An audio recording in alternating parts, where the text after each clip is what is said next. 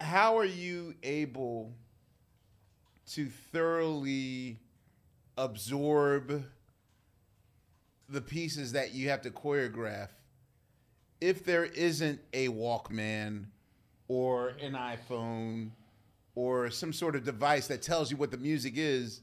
Because I know people that just listen to music and see, all right, where does it take me? Take them. Where were you?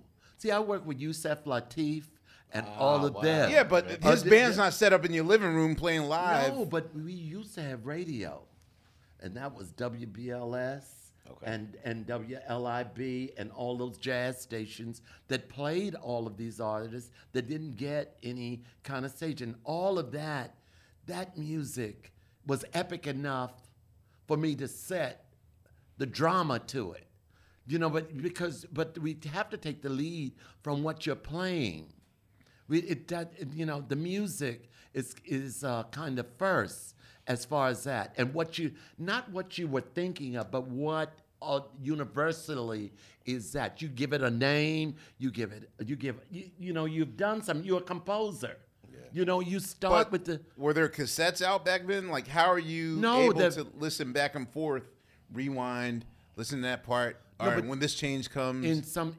In some instances, you could buy it. We had Colony. We had all of those things where you were working with vinyl. See, I'm from that. I can get that music. All of those artists were on those labels. Most of the artists I worked with had that music. They weren't, Earth, Wind, Fire, we're not going to put fantasy on that in the show. What? No, but that's choreographable. That is music. You not everything can you put a dance to. This is not TikTok. You know what I mean?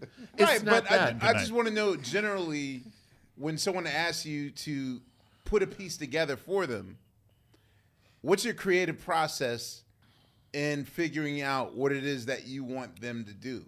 It's what they said. I did Ashford Simpson. That's all romantic. They had mics with chords and stuff like that. So I had to choreograph the chord. I had to wrap them up in those loving embraces and unwrap them too. So you didn't notice that.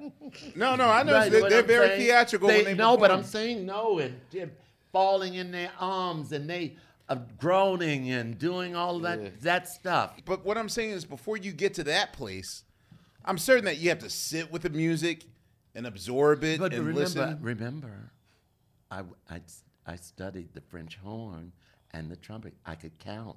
I could read music too. Okay. So it's not, they come, they don't even know what you're talking about. They dance right through the bridge, or they don't even recognize the bridge as some sort of release or anything like that.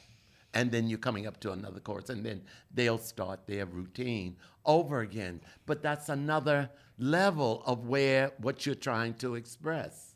You know, and you learn it in that shorthand when you do those little rock and roll records. You know, like you got the intro, you got the first verse, second chorus, bridge, verse, bridge, and out.